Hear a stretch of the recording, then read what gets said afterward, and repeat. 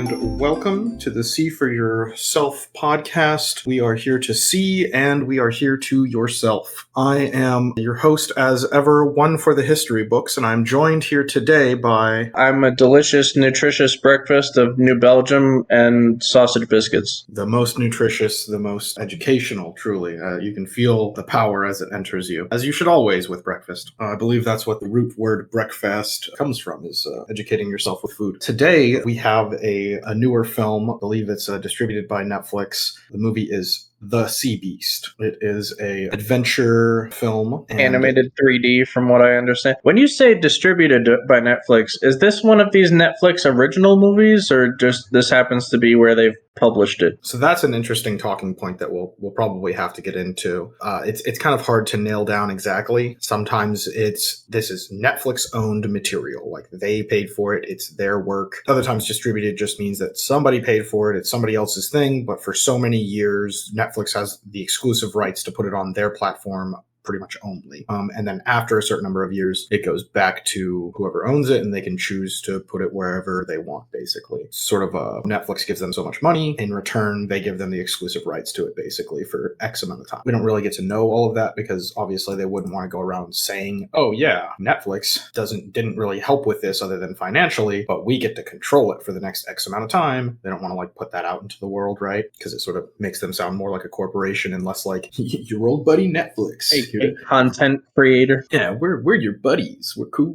I just want to say how frustrating it is that Netflix was supposed to be the groundbreaking thing where it's why would you pay for 6 different cable packages to get all the channels you want? You could just have Netflix. And now there's Netflix and HBO Max and Amazon Prime Video, and it's the same goddamn thing. Yeah, unfortunately Netflix has probably no control over that, right? If a competitor comes up, they just have to be the better product, and I think Netflix had the one good idea, or maybe a few good ideas, and it's sort of running out and is just trying to maintain their status as being better than the competitors.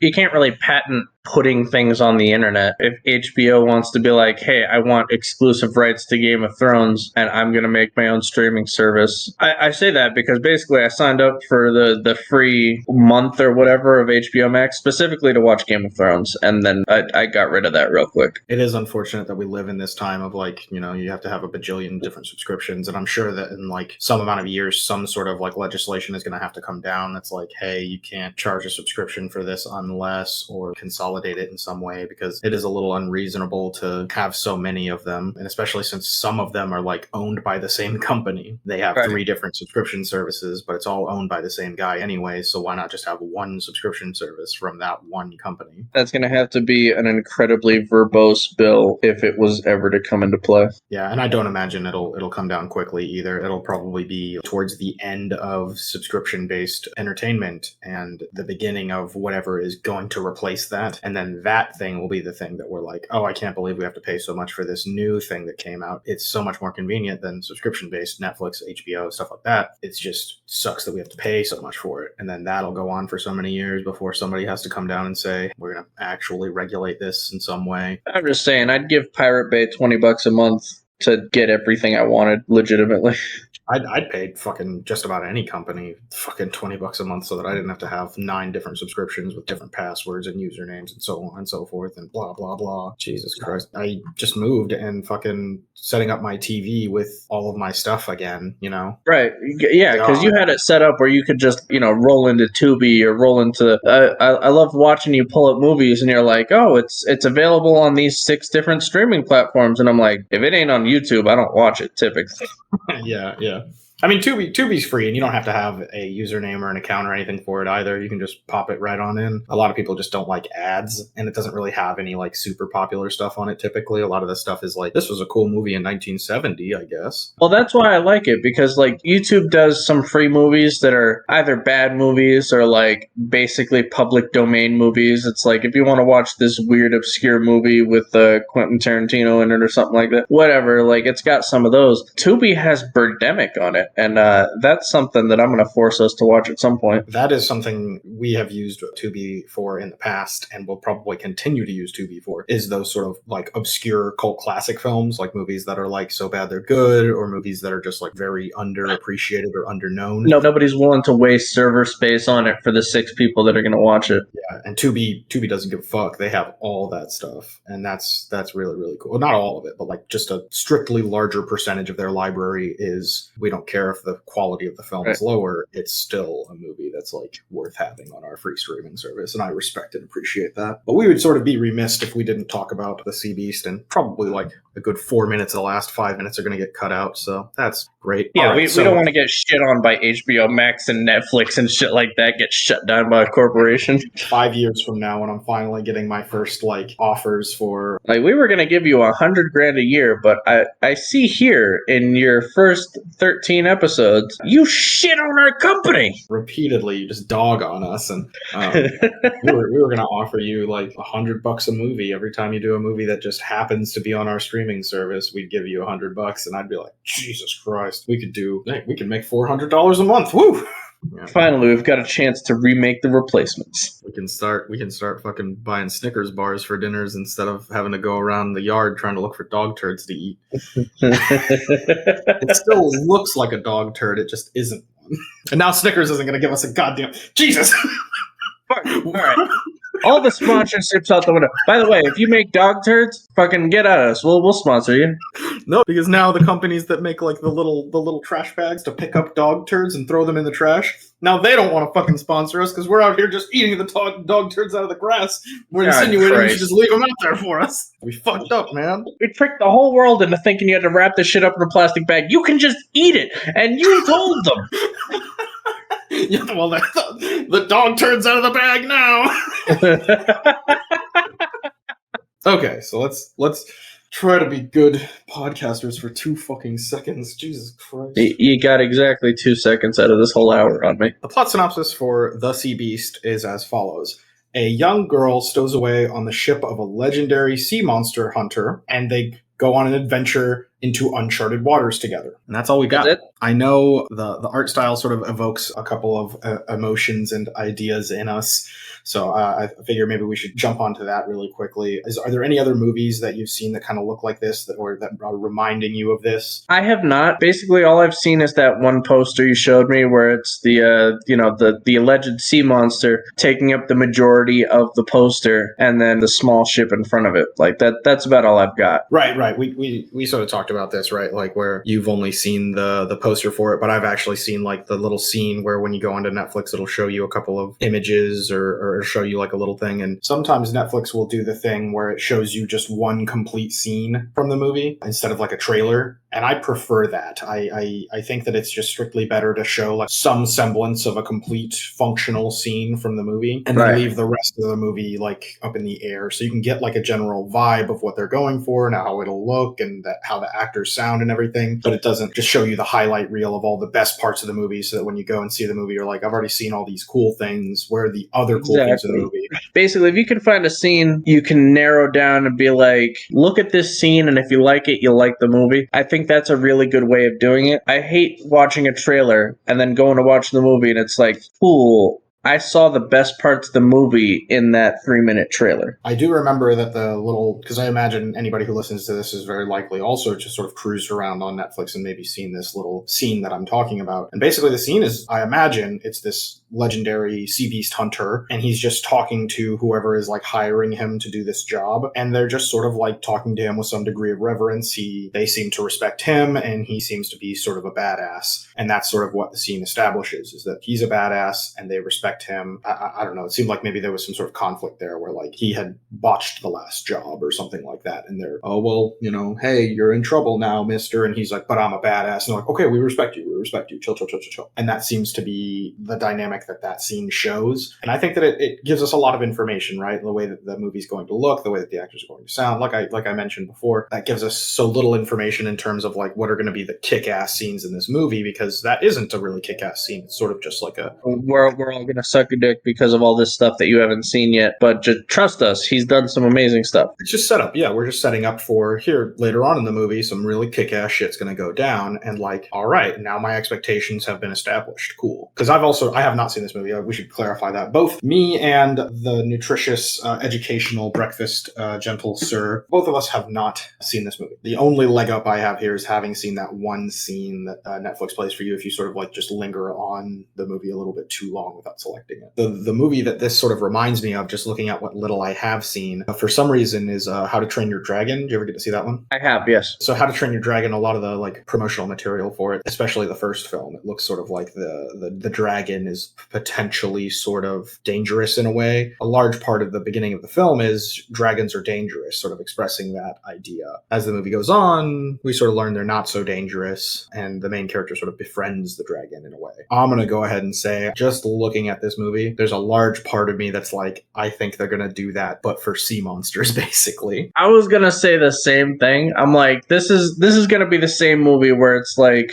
the moral of the story is, no, they're just misunderstood. I guess that leads me to my next question. How are they misunderstood? How are sea monsters misunderstood? I'm trying to find some realistic spin on this where it's like, oh yeah, they hate the sea monsters because of this horrible thing they did, but I bet it's going to be something really ham-fisted where it's like, no, they just look different than us, and that's evil. That's probably all it's going to be. And then we're going to find out later in the movie, it's like, oh no, I'm sorry, I didn't see that ship there, and I accidentally bumped into it, and it sank, and like, hey, my bad, guys, you don't actually have to kill all of us over it. If they do that, where they're like, hey, they look so aggressive and that means that they're bad and we have to kill them. Do you think that there'll be a counterpart to that ideology, but in the regular story between the humans and not between the humans and the sea monsters? Ooh. And how will they handle that? That'd be nice, right? Because that's typically how they tie it in. Like I saw Bruno recently, or whatever the actual... is it called Bruno? There is a movie called Bruno. It exists. Well, all right, but you know what I'm talking about. That the Pixar one with the song that I don't like, but everybody seems to be losing their mind over. Encanto? Encanto, yes. Song is, I saw that. Yeah, we don't talk about Bruno. So I saw that, and like the outer world problems are tied very specifically into how the family functions. And so there's got to be something like that, right? Where it's like, oh, the sea monsters are horrible because they're different than us. And there's going to be the sea monster captain who, I haven't seen him, but I'm going to imagine he's handsome white man. And the person who will be advocating for the sea monster is going to be not white. Well, so the only two characters we have right now, based off of the blurb, are the legendary sea captain who hunts sea monsters, and then the little girl who stows away on his ship. So do you think the little stowaway girl is going to be a person of color, and she's going to be advocating for, just because somebody looks different than you doesn't mean that they're necessarily evil or even at all different from you? They could be almost exactly just like you and they just look different. Bingo. That's the moral right there. Some pretty fair assumptions. I know Netflix is really quick to have like these sort of, I didn't want to insult you and say a basic sort of, because I mean, in your defense, I'm asking you to come up with this on the spot. So, it's not going to be as like deep and nuanced if I'm just sort of like, tell me the thing. And you're like, okay, let me just come up with something really quick. Well, that's the thing. It's like when we did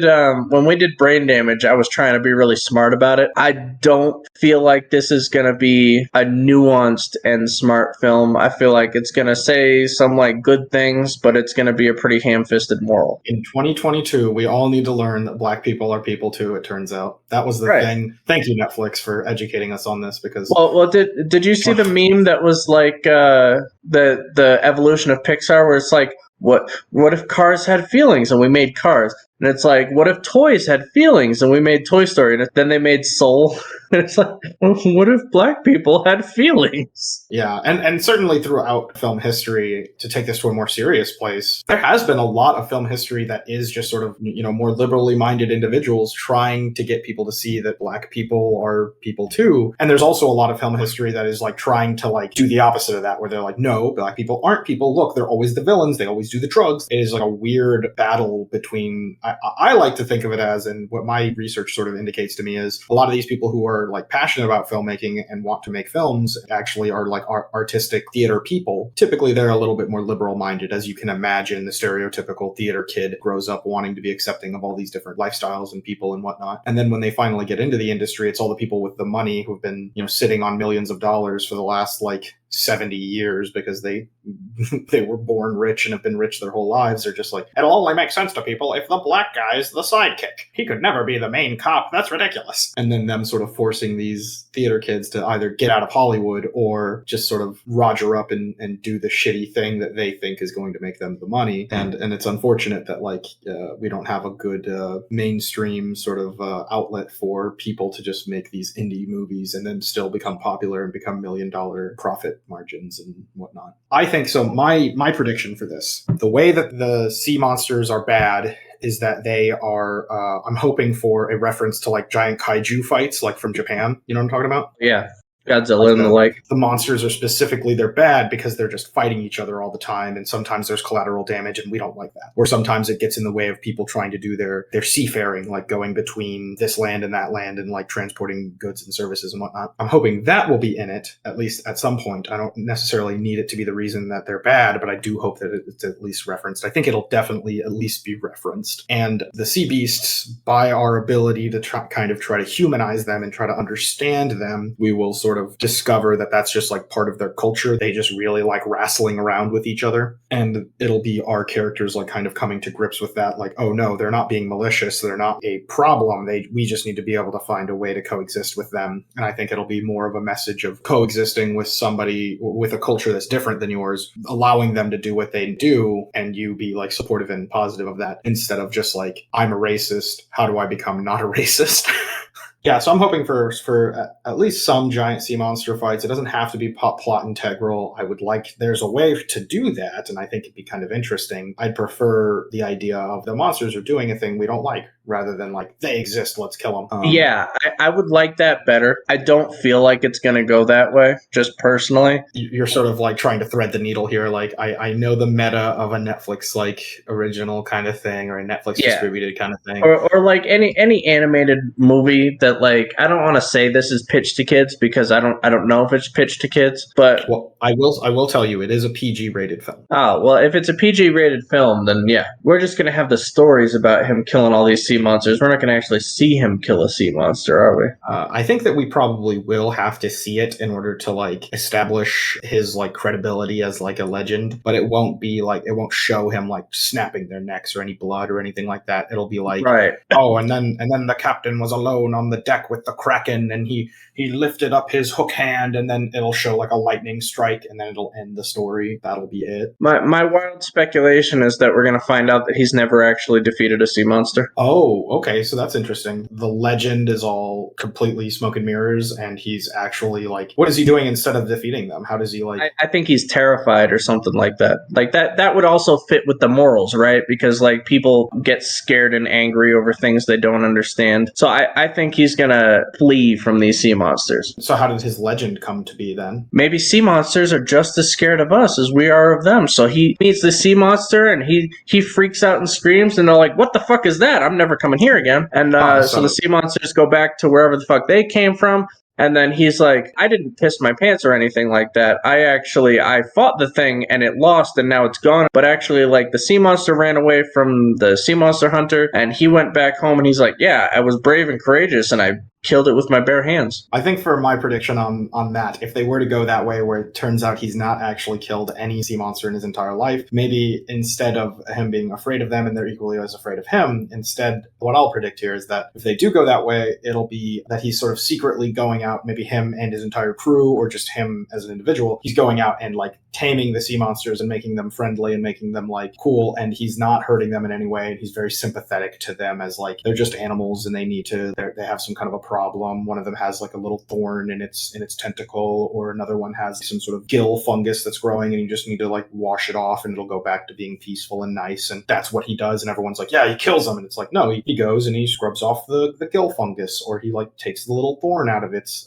tentacle or whatever, and now they're friendly and happy and they just go back to living their happy little sea monster lives. It'd be really cool if he like was supposed to be a role model for the kid in this story. He's the one that figures out that he's actually like helping them, and that's that's why like maybe he like is okay with her being there eventually. Like at first he's like, no, you're a stowaway and we're gonna drop you off at the first port, but then he has to take her along for the rest of the adventure because she finds out about his pet baby kraken, or she like finds out about like some altruistic thing he's doing, which plays against the legend that he's been cast in. That'd be pretty cool, actually. Like, I was gonna play it up to be that like she was the hero of this story, but if she just like if her role in this is to just be the witness for what he's actually doing, that wouldn't be too bad either. I think it might be even better actually to have her notice that he doesn't like when the animals get hurt and like try to like educate him on a better way to like, did you see that the kraken had like a little tooth in its tentacle and it looks like it was hurting and it didn't mean to bump into our ship or whatever. And then he's like, yeah, you're right actually. And he sort of learns from her as well as, you know, her learning from him on how to like be a seafaring captain type of guy. That'd be kind of cool. I do much prefer those stories where it's not just one character witnessing another character, but instead like an interplay there where she's teaching him and he's teaching her, and yeah, everybody's learning something, everybody's like changing and growing and furthering themselves. And maybe the people that aren't learning and growing are sort of the villains of the story. Actually, they're the ones that are like, no, we're out here to kill the kraken. He's like, wait, no, we can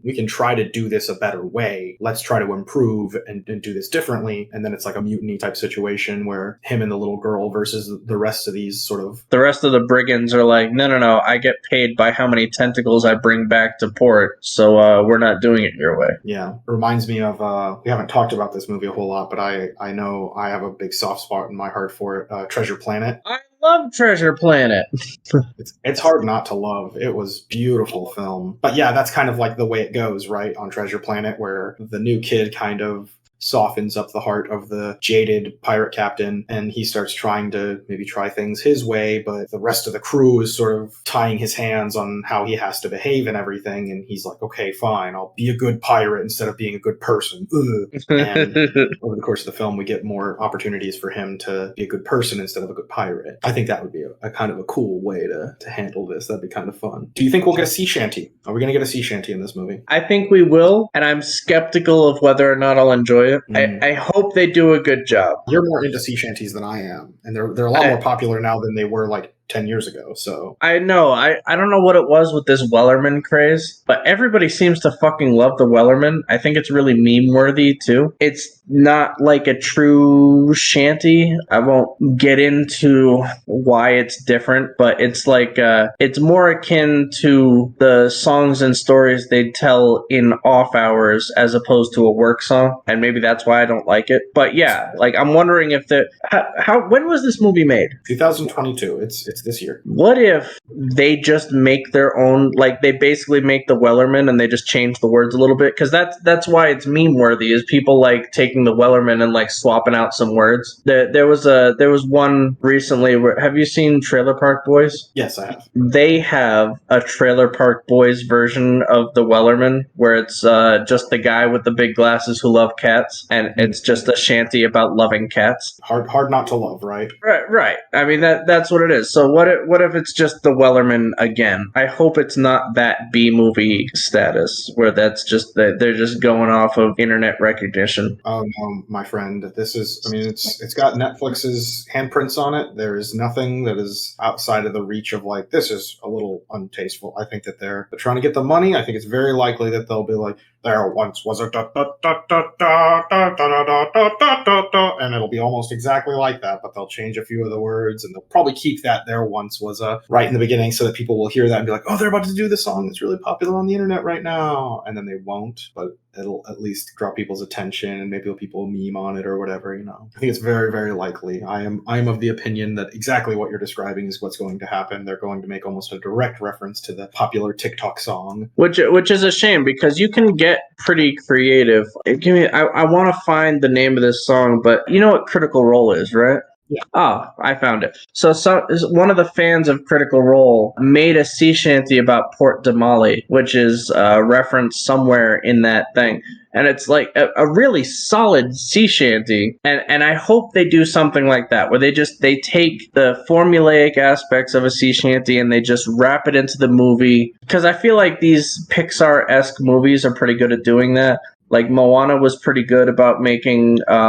I don't want to say the wrong nationality here, but whoever they're supposed to be referencing there, they use their language and they use their song formulas to make something that wasn't originally theirs, but sounded very close to it. Polynesian. Yes, the Polynesians, the island hopping folk of the seas. And I love what Moana did with that. I hope this does something like that, where I don't even know if they're going to dig that deep into the mind of the seafaring folk. Like, do you think maybe they'll do that, where they're really focused on the people on the ship, as opposed to like, there's the people on the land who hate sea monsters and the sea monsters who hate the people on the land. Like, I don't know. I would love if this soundtrack put some work in. I would also like to see that, and I unfortunately I doubt it. A lot of the magic of what makes those like Pixar movies and those all those different animated films that are like sort of at the top of their game, a lot of the magic of those subtle things like a really good soundtrack and like interesting representations of people and whatnot, a lot of that is lost in people trying to imitate it, unfortunately. As people who sort of study these types of things, we know that it's like you have to have all of it in order for it to be as popular as those examples are. And if you skip out on like having a really banging soundtrack, that's going to deter from the success of your animated film, unfortunately. I know you're big into pirate culture and seafaring culture. Is there anything you're hoping to see in here as like a specific sort of thing, something you predict might show up? Honestly, I'm glad you brought up the soundtrack, because if we're talking about seafaring, mercenary, pirate type culture, I really hope that there's something in the music for that. And if not, I'd like to see the life on the ship. While, I hope the whole thing isn't just sea monster pirate fights. There's something to be said for the downtime when you're sailing, and the how you keep morale up, and typically that's through like the songs and the partying and the stuff like that. It'd be nice to see that. I don't know. I'd love it if there was like some wild gambling shenanigans and shit on the ship as well. And the kid just finds out about it, and they're like, I don't know, my dad said gambling's bad. And it's like, no. We've got 6 months out here. And if I can't gamble, I'll literally kill somebody. I would like to hear some justifications for the type of shenanigans that seafaring people tend to get on. And they're like, we're out to sea for, 5 months straight or, 10 months straight or however long. We've got to do some wacky stuff to keep our brains from spoiling inside our heads. Some interesting stuff for that. I always love hearing nautical terms for things in these types of movies. And I've always got like a keen ear for that because I have like a lot of that in the back of my head. I'm hoping for more than just like port and starboard in terms of like nautical words, for ships or for general using the right words for the job, basically. Right. Yeah. The actual working terms that they'd all use for that jargon, the pirate jargon, the working jargon. Yeah, the working jargon of the profession. That'd be really nice. I imagine we're gonna see some caricatures of it too. It's probably a kids movie. It's PG, so we're probably not gonna see some guy blasted hanging out of like some fucking porthole. Would be good to see. Pirates have bad teeth. It's just a thing. Right. They smell bad or something like that. Like, I don't think anybody on this ship is going to be dying of scurvy. They're definitely going to have, like, ripped and tattered clothes, and there's going to be a fat guy with realistically, he should be, like, a fat drunk guy, but whatever. Like, we're just going to see some real bedraggled folk. I'm hoping for that as well. Those little details really help me appreciate films like this. I don't need them, but I do like to be like, yeah, that pirate's teeth are fucked up. That's how you know he's been out to sea for a while. Right. I don't know if I have any other predictions to be making. I'm hoping I'm pleasantly surprised by something smart here. Like, I'd really like it if they put some thought into the soundtrack for this, or if they put some thought into the crew as characters. I'm gonna be really disappointed if it ends up being main character man and main character girl and background folk. I know. Here's a question I'll ask you. Do you think that the Sea Beast will be a main character? Oh, yeah. I think the Sea Beast is going to speak English. So what I'm going to say is I'm going to go ahead and predict, and I'm going to hope beyond hope that is not the case. I would really, really like it if the Sea Beast were silent, sort of. Like, we have to figure out through how it's behaving that it's got the thorn or the gill rot or something like that. Yeah. We have to discover that. In Birdcage, who's the actor that plays across from Robin Williams? Oh, I love that actor too. Oh man, he's so great. I was actually going to suggest Birdcage as an episode, but I'm glad you've seen it because it's such a good movie. Whoever that actor is, the actor is Nathan Lane.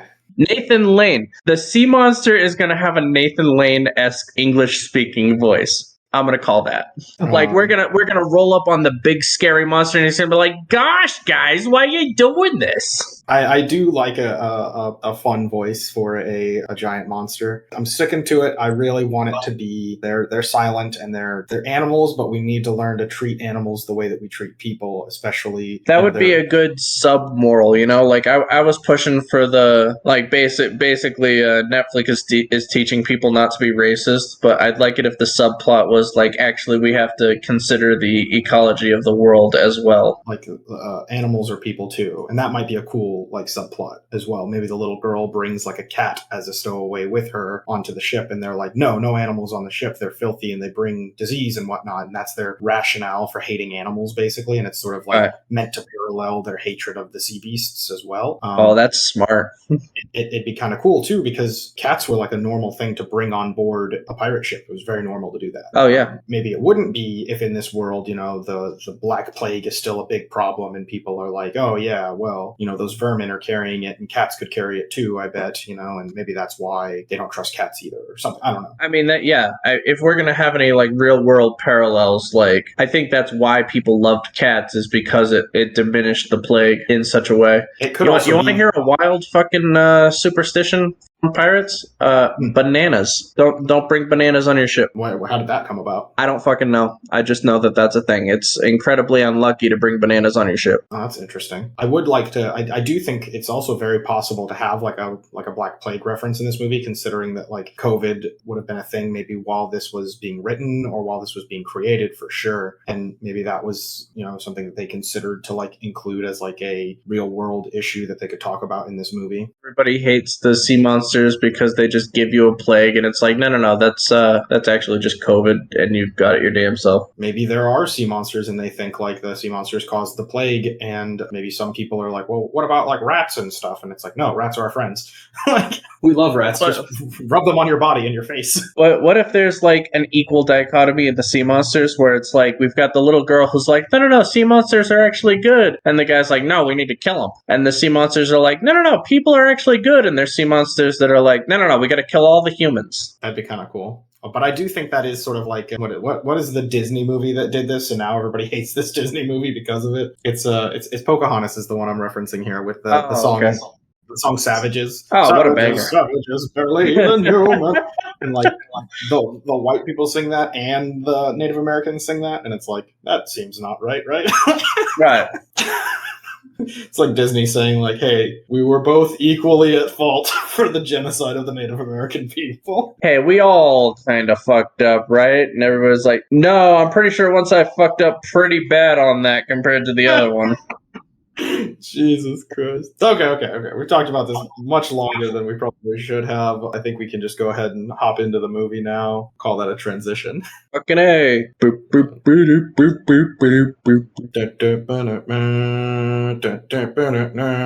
Oh god, I wish I had a sea shanty prepared for exactly this transition. Oh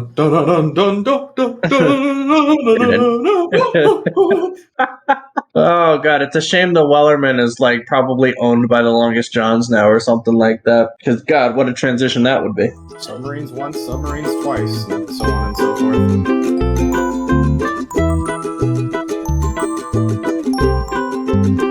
And we are back from having watched the film. I know I have a lot of things to say. As this was a golden episode, a nutritional breakfast, you have a lot of things to say too. God, I really wish one of your previous guests, Pirate Steve, had been able to see this movie. I'm sure he'd love the shit out of it. Pirate Steve is a very busy man in the world of film discussion.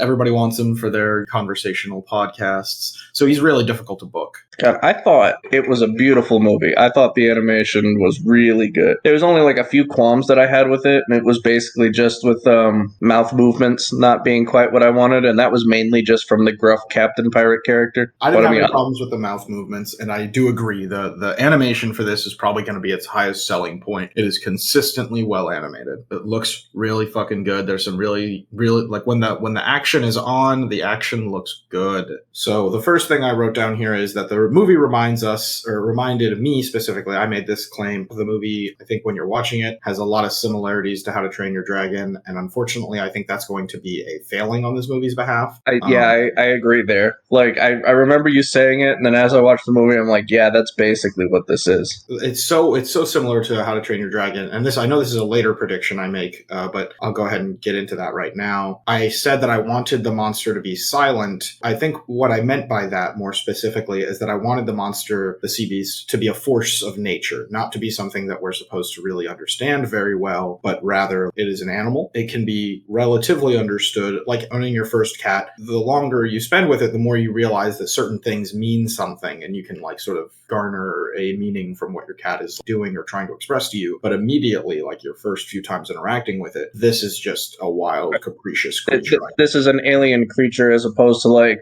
I feel like the movie, while technically, yes, the sea monster didn't say anything, it was very anthropomorphized, like made human in its actions. Yeah, and I think that is them drawing from the inspiration of How to Train Your Dragon. Toothless is basically a person, and the same can be said for Red, the sea beast, the titular sea beast. She is very, very personable. She very much has attitude. She has a lot of like characteristics that a person would have, and it seems like whenever she needs to do something, they kind of are just like, hey, do the thing. And she either doesn't do it right away, but ends up doing it, or literally does exactly what they want her to do, sometimes without them even having to say it to her. She just figures it out and does it. I guess that can certainly happen. I don't love it for this movie. I was hoping more for they're like a mythical, horrifying creature, and over the course of the film, we realize they're not mythical or horrifying. They're just creatures. They're a force of nature. They're not doing this to like be malicious. Because later on in the movie, like they really narrow it down to being like, this is a war between two. They make it out to be two very intelligent human-like factions. I really would have preferred your interpretation of it, where it's like, no, they're like bears. They rub up on ships to scratch their back, like they mark trees and shit like that, and that's why they accidentally sink ships, as opposed to like apparently they have done it willfully. I also didn't love that most of the sea beasts or the various beasts in the film are kind of left to that animalistic sort of place. Just a few of them, like Blue and Red, both get the ones that are the named ones, basically. They're basically people or very, very domesticated dogs. Oh, for sure. And I agree. I didn't like that as much as the other option that was presented. You made a claim here very shortly after I said that the moral of the story is the sea beasts are misunderstood, and specifically that they are misunderstood because they look different than us, and that is evil on its own. So I don't think the big moral was that. I think that was touched on in... Before I get into this, I want to say that I really liked what they did with the soundtrack in this, because I feel like if they had tried to make a soundtrack, it would have made me less happy. Instead, what they did was like have little undertones in the big iconic scenes. Instead of like a sweeping orchestra, it was just like tense drum beats or like low bass lines. And there wasn't a lot of sea shanty crap aside from the one that I think touches on my prediction there, where it's like, they're like, we're so scared to see monsters, we hope they die, in the tavern. I remember that you had made that claim about the sea shanty, and that you wanted it to be more than like sort of the kind of sea shanties that we see now, where a lot of them are describing like a legend or something, or telling a story, where most sea shanties are sort of more like work songs. They're supposed to get you through. Yeah, the distinction is one of them is a folksel song, which is the bastardization of Forecastle, or like where the people would sleep after work and they would tell their stories, and that's like okay in its own right, but I was really hoping for something more like a battle song, or I really did appreciate that they had the guy with bagpipes in the beginning. I thought that was a nice touch. I like how the bagpipes guy sort of played the role of damsel in distress for a little bit there. That was fun, yeah. I liked that. It's just on the topic of like the subdued soundtrack. Yeah, I like how like Captain's barking orders and he's like, make it scream, Mr. Bagpipe Man, and like that felt good. I like that. Again, we get sort of that example of diegetic versus non-diegetic music, and this is an example of the music is actually in the scene, and that's where it's coming from. Is the Bagpipe Man. I don't think the whole movie touched on the we just hate the sea monsters because they're different. The actual moral of this story was very strange. Yeah, it felt like the moral was like, don't trust the established rhetoric because a lot of people are Columbusing things. They're like, hey, they were bad, so we had to kill them, and we're keep killing them because they're bad. It felt very much like, hey, be wary of propaganda and war is bad. But I think that it's weird that when they bring that up initially, sort of, she mentions her book, and then the guy eventually reads the book, and he's like, well, these things in the book aren't true. He doesn't point out any of the things in the book that are true. Like, there actually is a Captain Crow, and his ship is the Inevitable, and all of those things that are he's accurate. like, this town didn't exist at all ever, and also we don't say yar nearly half this much. And yeah, and those are his two things, and that's enough for her to like get suspicious, which is fair. Like, an entire town being made up is pretty weird, but the yar thing feels kind of inconsequential. Like, yeah, when you write stories about people, you like hear something that they say or do that you think is kind of eccentric and interesting, and you sort of play it up a little, right? But then later on in the movie, when she becomes certain what the big deep state cover up here is, she just sees other books that talk about the dark times or certain aspects of things that are referenced in her book, and she's like, it must be the crown, the royalty is doing this, which is weird because like there are books that are aimed at children that have like historical facts peppered throughout them, or things that would have been considered historical facts at the time, but over time we sort of learn and change and grow and realize, no, that wasn't accurate because anthropology is a constantly growing study. Clearly this movie is trying to like hearken to Columbus times and the rape of the indigenous North American people, but like I went entirely too modernly political with it. Where it's where we get to the end and she's screaming at the crowd and they're like, listen to the girl, the 6-year-old knows what we're talking about, we should have never even gone to Afghanistan. It reminds me of we did that episode on the Black Phone and the police who were just like, yeah, that little girl, she knows how to solve this case. Right.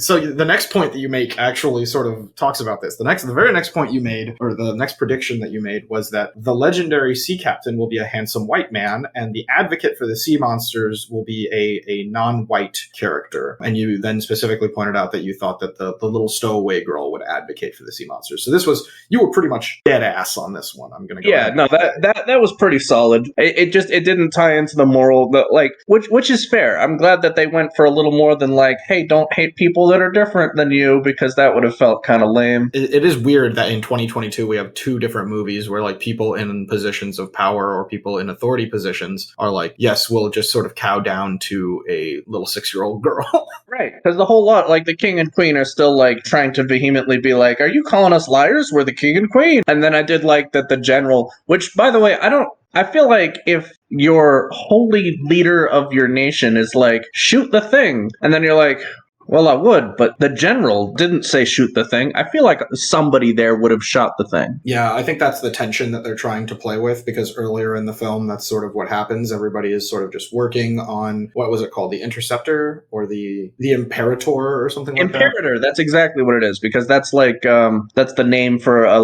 Roman leader or something like that. They were supposed to have something that bled power and authority. Royalty, yeah. Yeah, everybody's just sort of working on that ship, and then they see red, like, coming at them, and then one guy just decides to shoot at her, and all hell breaks loose. And I think they're sort of trying to play with that. Oh, well, we already know kind of how this goes down, so if even one person like shoots, like even on accident, Red's just gonna lose it. But do they? Because they completely obliterated that ship. So like, I guess we should assume that like that knowledge just traveled. But like, technically speaking, nobody in the capital should know that happened. Yeah, it's very possible. I meant that they're playing with that with the audience, like with us watching. Oh yeah, like if anybody shoots, it'll happen again. Yeah, we're privy to that information. We know. Maybe the people there don't know, and I think it's probably better if the people there don't know, because then the tension is even higher. Like, they don't know that they're sitting on top of the bomb, right? They're trying to get us as audience members to think like, oh, well, I remember the last time we were in a situation like this and it went really, really badly. I like how much the captain is like, I picked you up as a kid and made you my son and everything because you were a kid with fire in your eyes and you had a lot of fire and spunk to you. And then here's this little girl who he claims has the same fire and spunk to her. She attempts to fucking murder him after she has already been attacked by a giant sea monster and lived twice. She's on her deathbed, like getting like medical treatment, and she tries to fucking kill him, and he's just like, nah, fuck her, I don't like her anymore. Right. By the way, I saw the transfusion scene and I couldn't help but feel like they could very well be killing this girl because we're in, theoretical medieval times. They don't know what blood types are. Well, here. I mean, we could do some research here and figure out when were blood types. When were blood types discovered? Oh my. Yeah, they do not know. Yeah. It was 1901. So I just want to know, like, what are the general statistics that two people have the same blood, like two random people have the same blood type? What is the... Let's find out if we can find an answer for this. Have compatible blood. Ooh.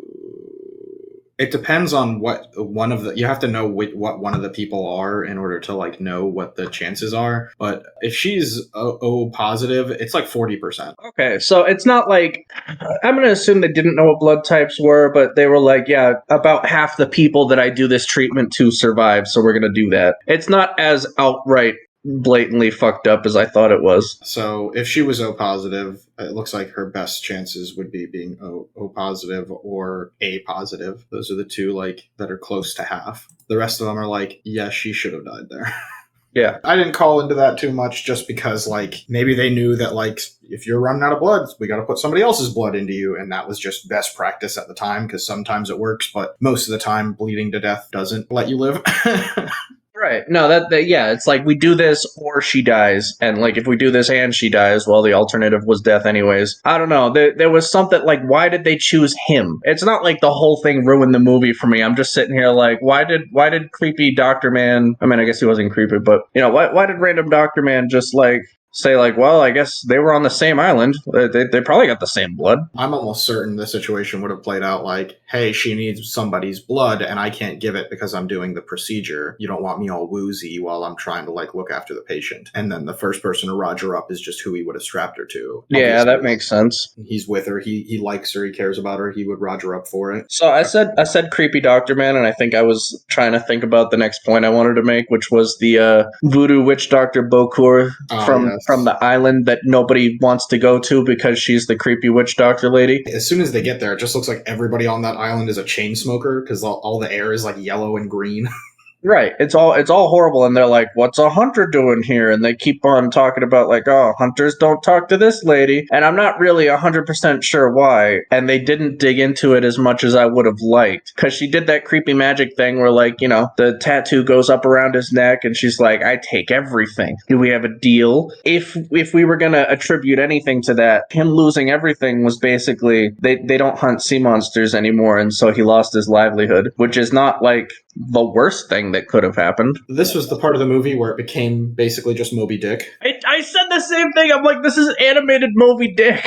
Yeah, they even have a quote that's almost directly the quote of like one of the more popular quotes from Moby Dick is from deep in hell's heart I stab at thee, and he says almost exactly that in the scene where he actually does like finally get red. Right, where he shoots the thing. Yeah, he almost says exactly that, and I think that the idea of it'll cost you everything is just from Moby Dick, where it's like the whole point was that he was willing to sacrifice anything to like get his revenge on the whale or to catch the whale, kill the whale. Sure. I feel like this being more or less a kids movie, I feel like the moral should have been more apparent there, where they're like, hey, if you do this, bad things will happen, but the bad things that happen are basically like, and everybody lived happily ever after, and we don't hunt sea monsters anymore. Actually, we probably should have talked about that as like the first thing before we even dived into picking apart our predictions here. But like, tell me, man, do you think this movie should have been PG? Do you think that it was appropriate that they make it PG given what they were trying to cover?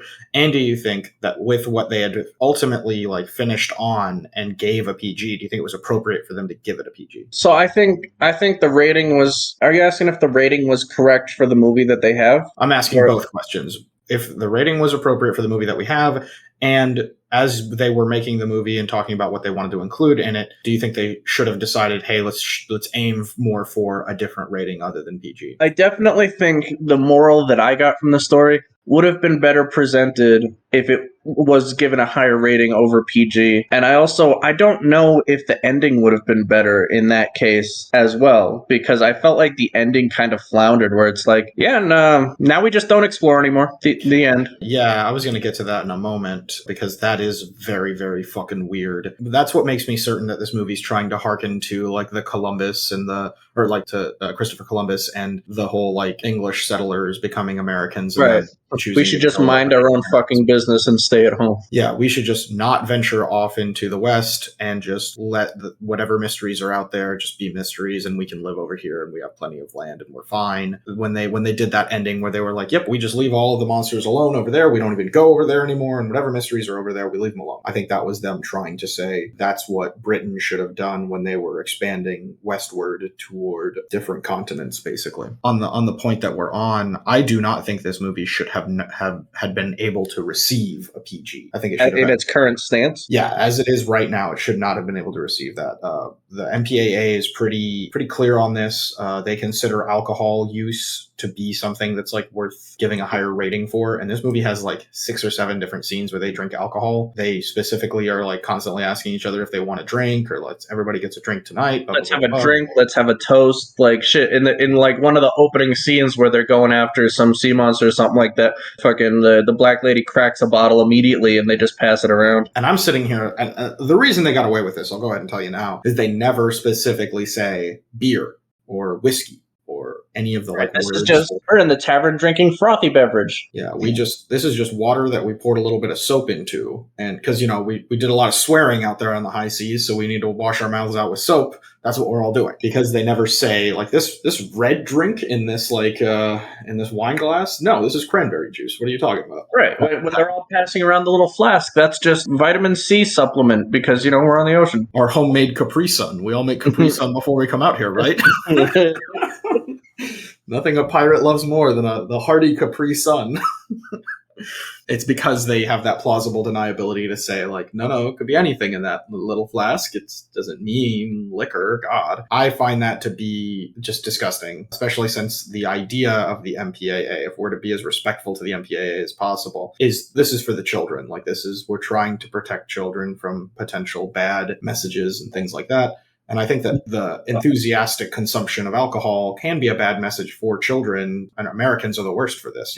People turn of drinking age, and a lot of times well before drinking age, and they just fucking go nuts because that's what they see in the movies and the TV shows and so on and so forth. And if we were just a little bit better about this in fucking what is clearly a children's movie, maybe it wouldn't be as much of an issue. I don't like the MPAA in general. I don't love that was a thing here, and this movie pretty clearly should have at least been PG-13, if not rated R. I'm not saying it should have gotten a rated R for the drinking alone, because the rest of the movie is pretty tame. But I do think you're right. A lot of these themes are pretty dark and pretty somber. I think the movie would have been serviced better if it had more scenes involving like just the weight of that and the difficulty of it. Because as it stands now, it does really feel like it's a whole big movie about these sort of like dark realizations. At the end of it, we get a lecture about, hey, don't make up bullshit and put it in books, and don't believe your government. These are you mentioned the term like deep state conspiracies or something like that earlier, just a few minutes ago, and I was like, yeah, that's a heavy thing to like make a movie about, but then make the movie in such a way where it's like, well, I didn't say the word deep state, so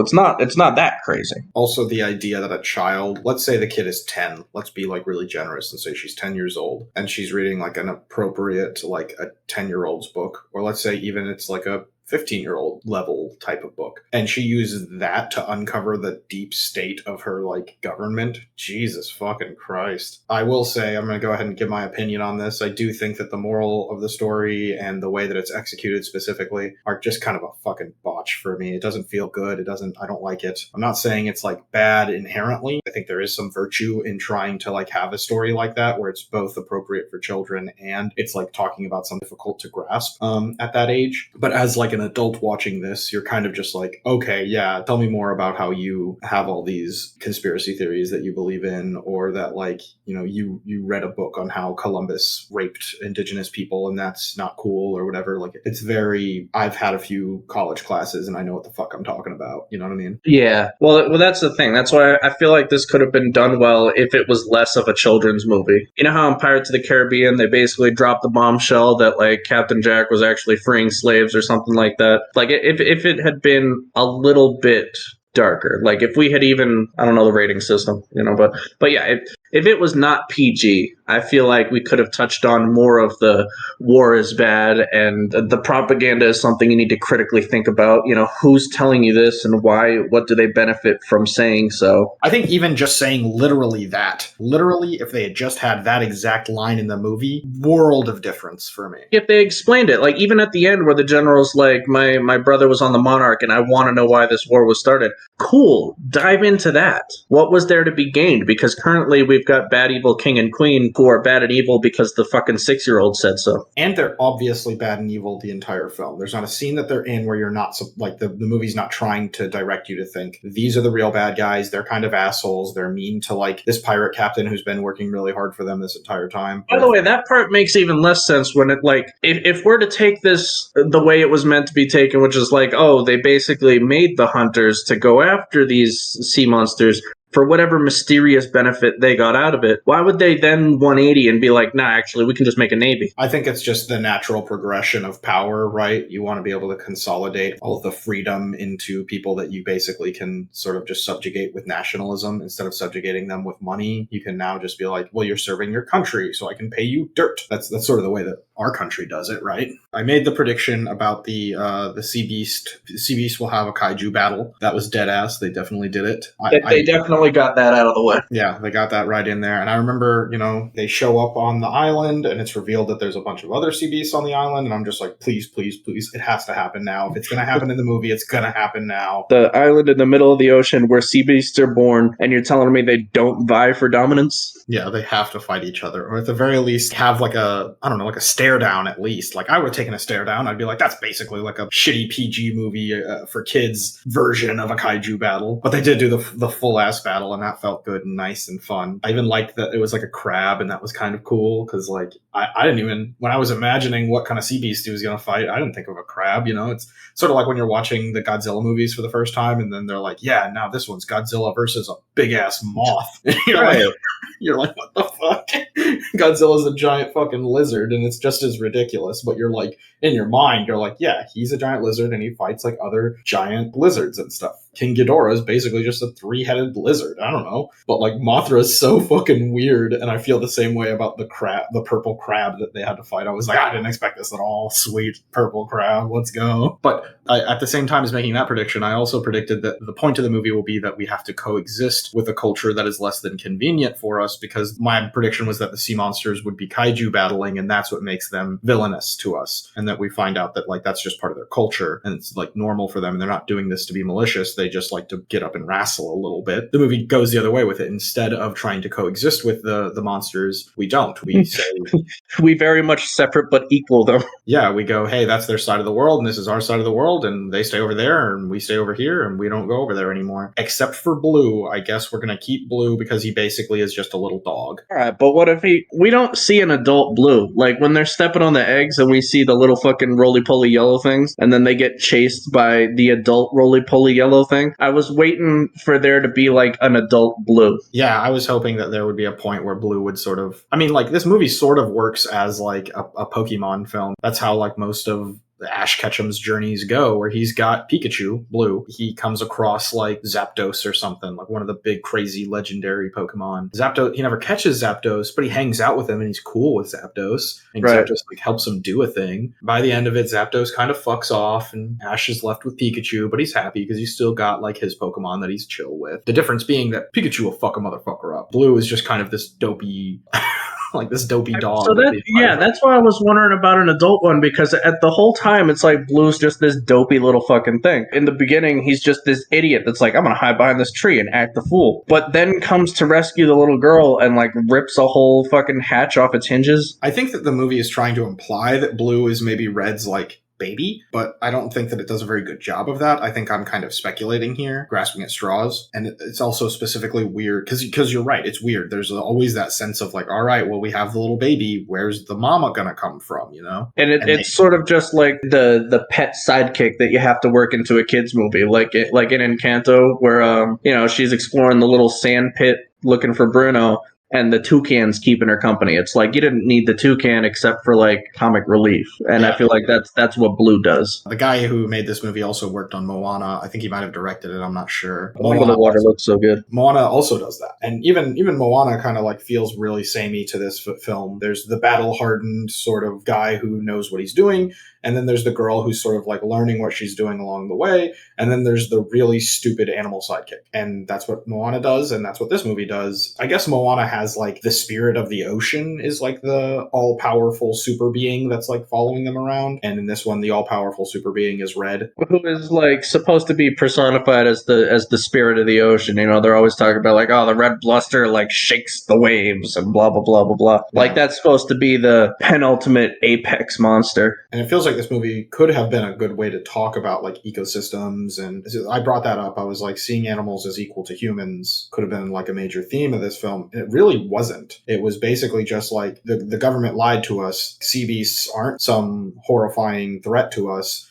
They're actually just big animals. So leave the big animals to go be big animals over there. There's nothing we can do about them. We'll just let them live their lives and we'll live our lives. That's not animals are equal to humans. That's their animals. We're not going to mess around with them. Yeah, I mean, there were a couple of points where they like tried to touch on the ecology, at least as a sailor would perceive it. Like when there's the horrific little ghost fishes that are running away, and it's like, oh, these things are only scared of one thing, and it's like that would have been cool to see like the chain of command of the sea monsters, or the food chain, I guess is a better term for it. Like who's the big bad thing, and like how do they like feel about it? And that again, unfortunately, that sort of plays directly into the other issue of our very obvious prediction of this movie's just going to be How to Train Your Dragon on the high seas exclusively. That example you just gave, that's straight out of How to Train Your Dragon. He's like, oh, this type of dragon does this, and they're afraid of that. And this is the entire science of, or the biology, or whatever you want to call it, of how dragons work and how their culture works. I feel like How to Train Your Dragon did a better job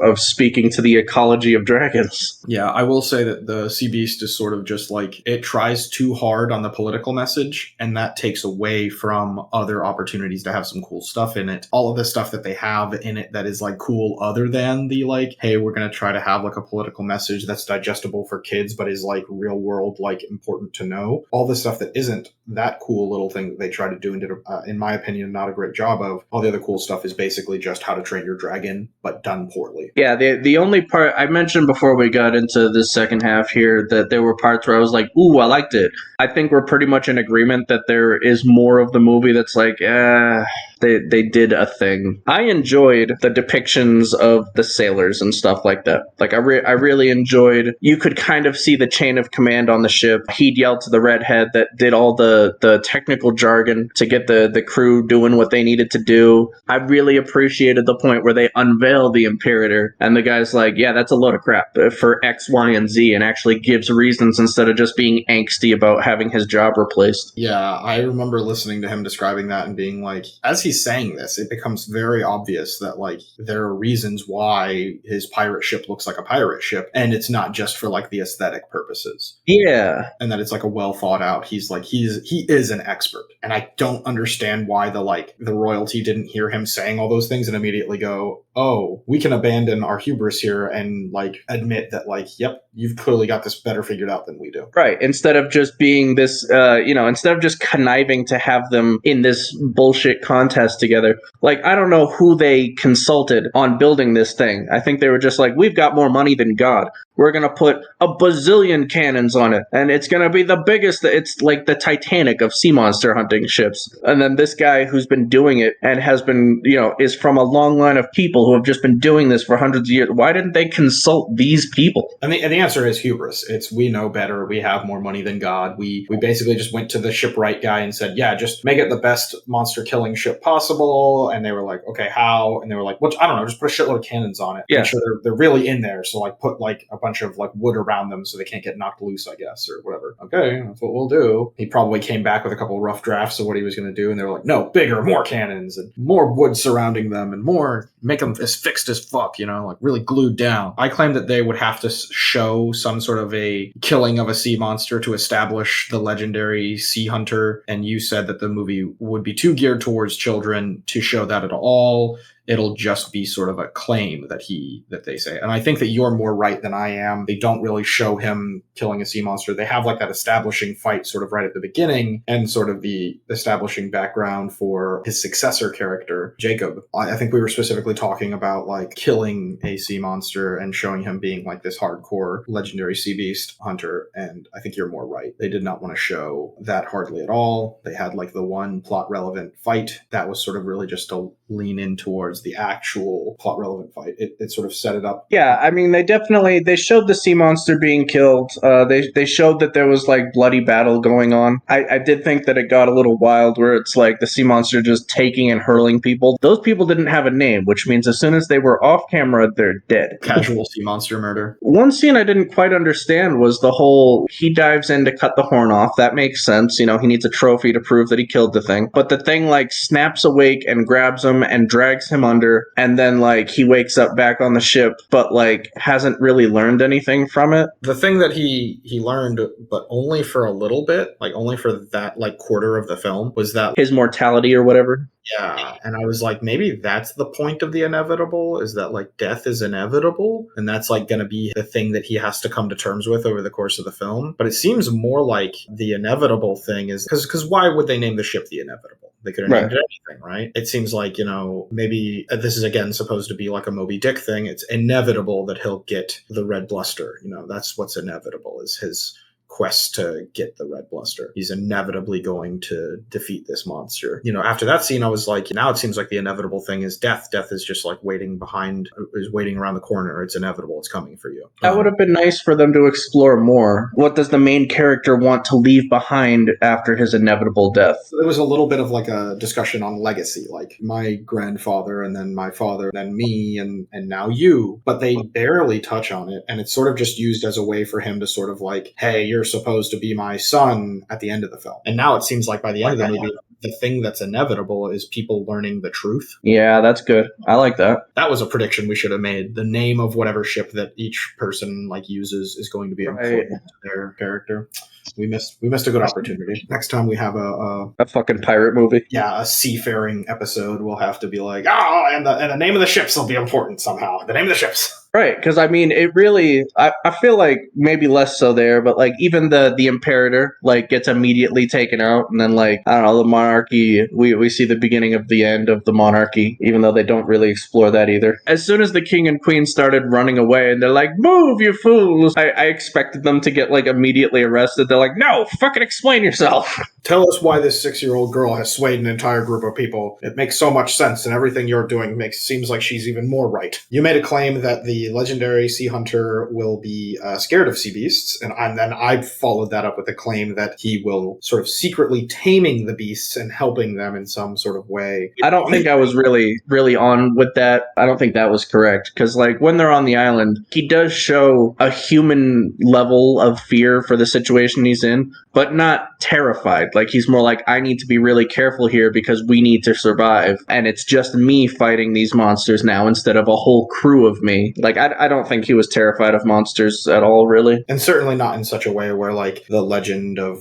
either the sea captain or of Jacob is sort of a lie. Yeah, entirely falsified. Like I do think that he killed those monsters. I think like when he's asserting that he killed 5 over 2 days, like I think that happened. I made a claim that the captain or Jacob, because they're sort of interchangeable in a way here, where Jacob learns and changes and the captain does not. They come from the same starting point in the film. They're clearly supposed to sort of mirror each other a little bit, but he's sort of the shadow for Jacob, or Jacob is his shadow, depending on how you want to look at it. But they're clearly meant to be sort of similar characters at the offset of it. I claim that the captain will teach the girl to be a good seafarer, but the girl will teach him to be a good person, to use empathy on the sea beasts. And maybe the villain could be the other pirates on the ship. And this is where we get into sort of an interesting character, right? Because I don't think that was accurate. I do not believe that the captain or Jacob really taught the girl to be a better seafarer, hardly at all. The only scene I saw where like she learned anything from them was we saw the scene where she's trying to crack open the mysterious island fruit and she fails, and then they're on the ship after Jacob has started to take on some of these teachings about how the sea monsters might not be inherently evil, and then she's like, and I learned something too, and she cracks open the island fruit. It's like, yeah, I'm also helping. I don't know. It seems like she's really into being a hunter, but the first chance she gets to like be part of a hunt in any way, she's doing all the opposite things that a person who's fanatical about hunters might do. And then she very quickly tumbles into, no, the beasts are our friends, and then very quickly tumbles that further into like, we need to make radical political changes to further protect the beasts. So I guess her journey is sort of is going from like, I'm excited about hunters to like, oh, I'm on board with the beasts now instead of the hunters. But it seems a little bit like, as a kid, you don't know that being a police officer means that you have to incarcerate people. You just think that like you're helping everybody, right? Right. Like she's got this idea, and I like the little quote that they sprinkled in there where it's like, you can be a hero and still be wrong. Let's make that very clear. I hated that quote. Really? Yeah, I hated it more than anything. Why is that? Okay, well, here, let's talk about some people who were in some way heroic, but were still wrong, right? Can you think of any historical figures for that? I mean, you brought up Columbus several times. Like, Columbus I think is a great example of that. He was a very heroic man. He went and discovered the New World and all this stuff. And he murdered and raped people like a lot. Right. He might, like, there's like some anthropological writing on how Columbus might be the reason that gonorrhea exists to this day. Yeah, no, that makes sense. So there's a lot of really fucked up shit on that. You could do it with just about anybody. It's sort of like there's good people on both sides argument. You're sort of like taking one thing and sort of overvaluing it to the point where you're like, well, they're heroes because they killed these sea beasts, but they did the wrong thing because they killed these sea beasts. Villains in movies too. It's like nobody wakes up in the morning and it's like, I'm going to be the most evil son of a bitch I can. Good villains are heroes. To somebody, they're doing the right thing. Even Columbus, like, I'm sure morally there should have been something where it's like, hey, these people don't look too different from me and I'm killing them anyways. Like, I'm sure somewhere he's like, no, I'm doing this for my country. My country needs this land more than they do. Well, it just feels a little bit like they're trying to say, like, they're heroes, but they're wrong. It almost sounds like they're very good people. They just made an innocent mistake. And especially with historical examples, it's not they made a little mistake. It's they caused the genocide of the Jewish people. And that's not like an innocent, harmless little mistake that like anybody could have made given the wrong information or something. That's you choosing to do basically the worst thing possible. It's not a good rhetoric to teach people.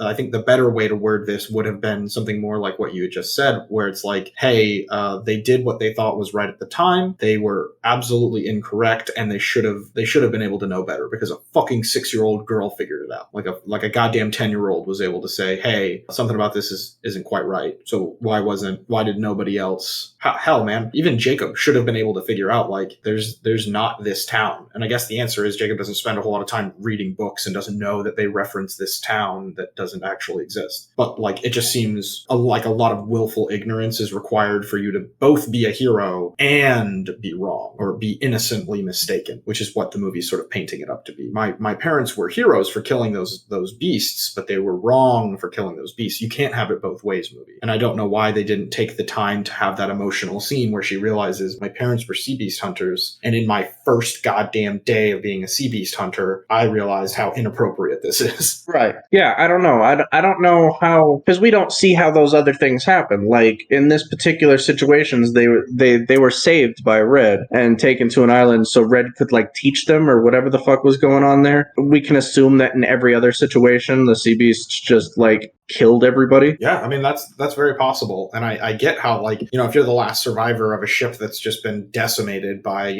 some sea beast, how you would be angry about that and want to like have your revenge and everything, and that sort of seems like the captain's character done in the PG way, where it's not as like hardcore as I would like it to be. We saw that situation where like we could see Jacob saw his family getting like viciously chewed up. Like it's very hard to reconcile that with, well, maybe we started this. It feels like we needed to see more in order to hear them say there are heroes that just were wrong. I mean, you fighting for a cause that was wrong. I mean, I don't know. I joked earlier where the 6-year-old's basically screaming we should have never gone to Afghanistan, but I think that fits with that quote. The individual people on the ground can still be heroes, even if the people making the decisions sent these people to the wrong place. The idea should have been, if you're a boots on the ground soldier and you get to make no decisions and you're basically just being told like, hey, go in there and do the thing, and everybody else who's above and around you has a lot more decision making power than you, and you go out and you do the best that you can to do the job that's been presented in front of you, and you find out later that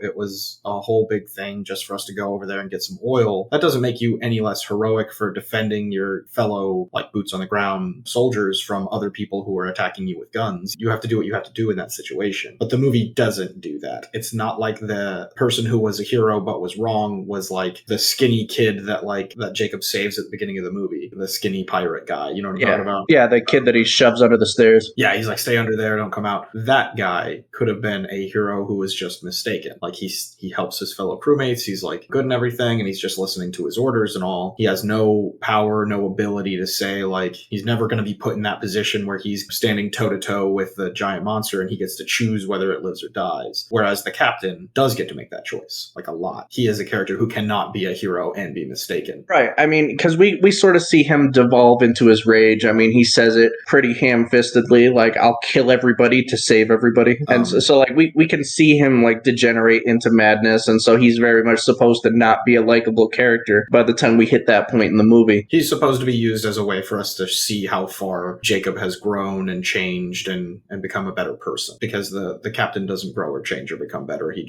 either gets worse or stays exactly the same depending on how you're looking at it. But yeah, the idea that everybody can be a hero and can also be mistaken about something is incorrect. I think the better quote might have been, nobody is above being wrong. For sure. I mean, but we have to, as a children's movie, like, boil down a moral. I don't know if it would have been as feel good for this girl to be like, wow, my parents were pieces of shit. Everybody can be a piece of shit. She still has to like honor like that her parents were doing what they thought were right. Modern day films are pretty anti-parent, or at least anti-biological parent, right? We see in so many movies where the people have a found family that they prefer to their biological family. There's a ton of different movies that have like examples of this. So I don't think it would be entirely inappropriate to have a scene where she's like, hey, I still love my parents and like I'll think of them fondly, but they did the wrong thing. Yeah, no, I see what you're getting at. It's not like the worst thing to like realize that your parents were human. They're people too. And like then that would further go into her like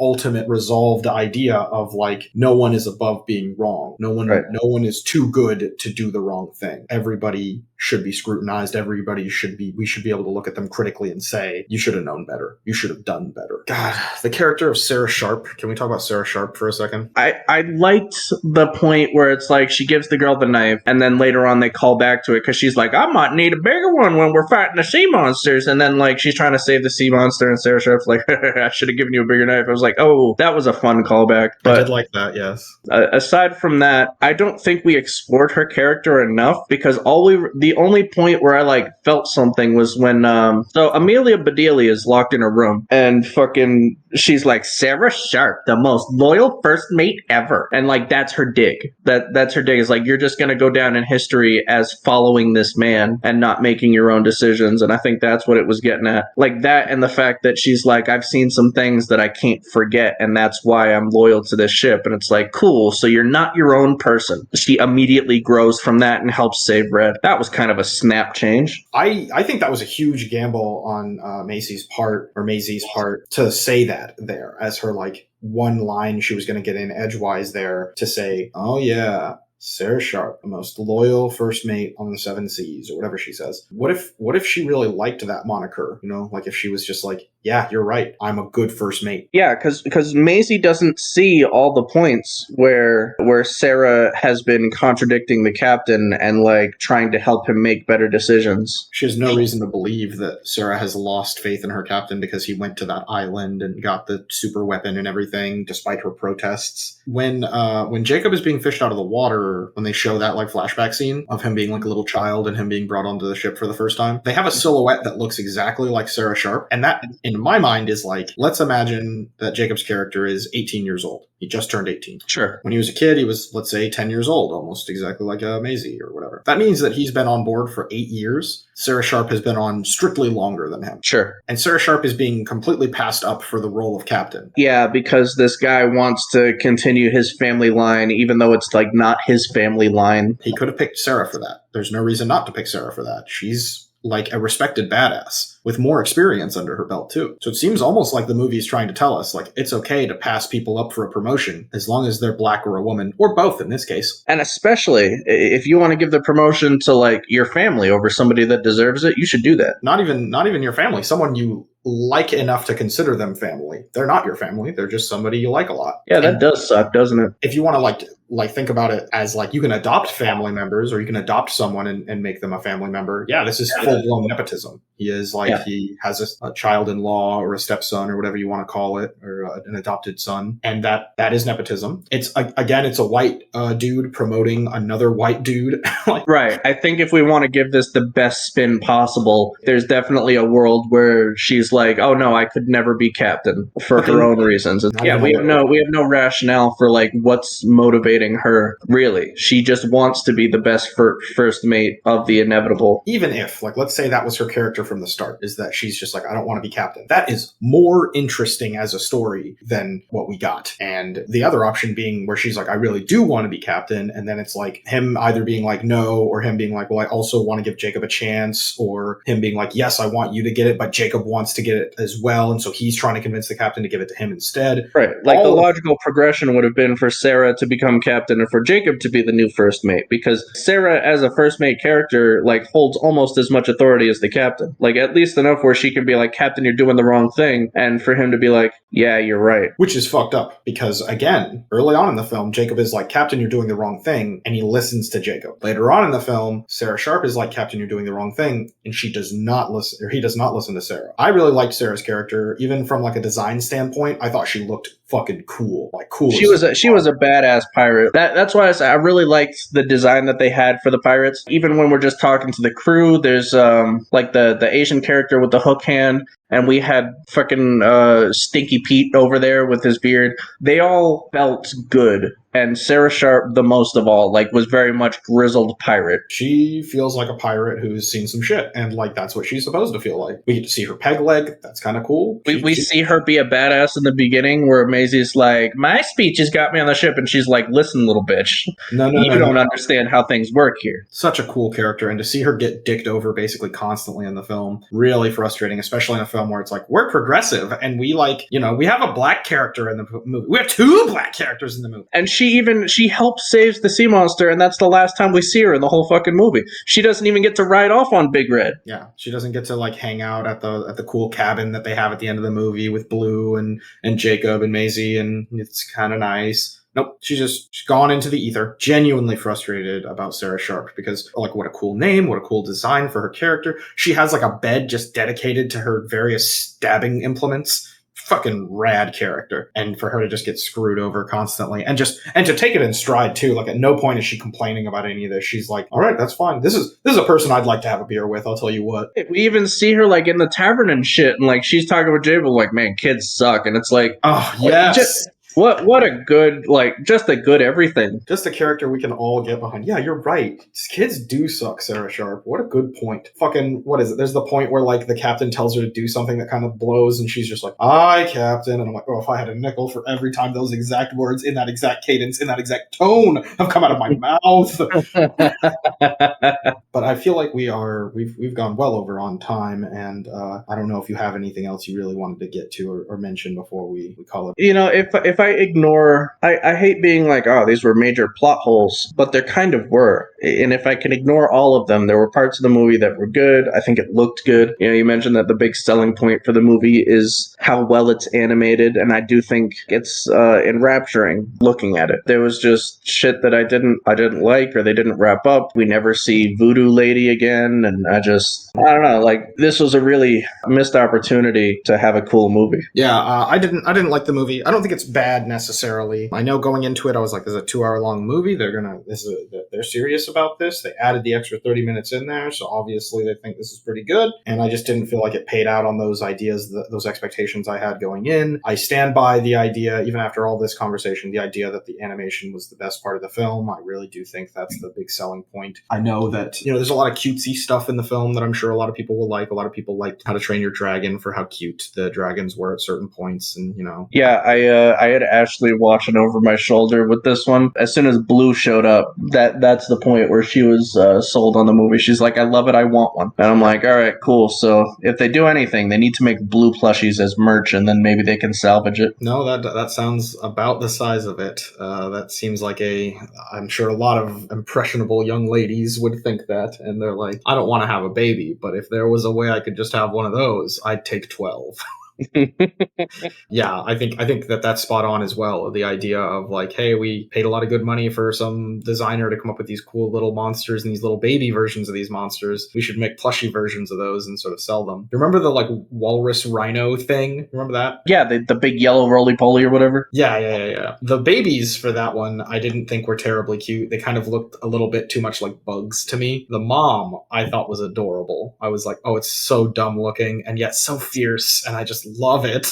I know. I thought that was great. And like another scene that could have tied pretty well into the ecology of it all, where it's like it's chasing them down. The guy's afraid for them, and the girl realizes, oh, it's just after its baby. And I thought that was a cute scene. And if they had expanded on that and been like, no, our fishing industries happen to catch baby sea monsters, and that's why they hit.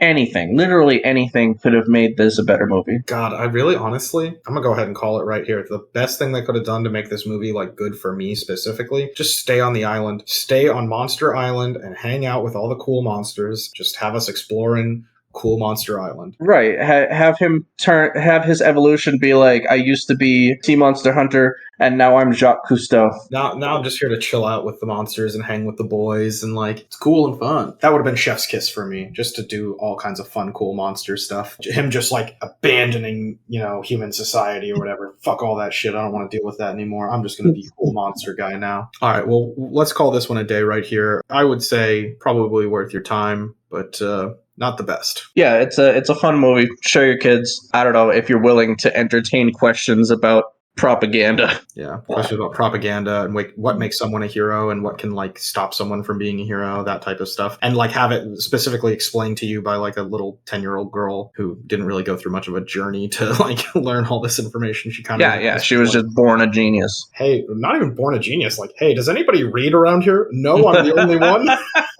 Well, who are they writing these books for? Yeah, they just like the books come out and like nobody is like, hey, you know that this town you're referencing isn't real, right? No one's gonna read it anyway. Oh yeah, you're right. Never mind, it's fine. Yeah, we don't colonize other islands, but this colony got destroyed. Oh wow, man, that sucks. Oh, what a film! All right. Good time. All right.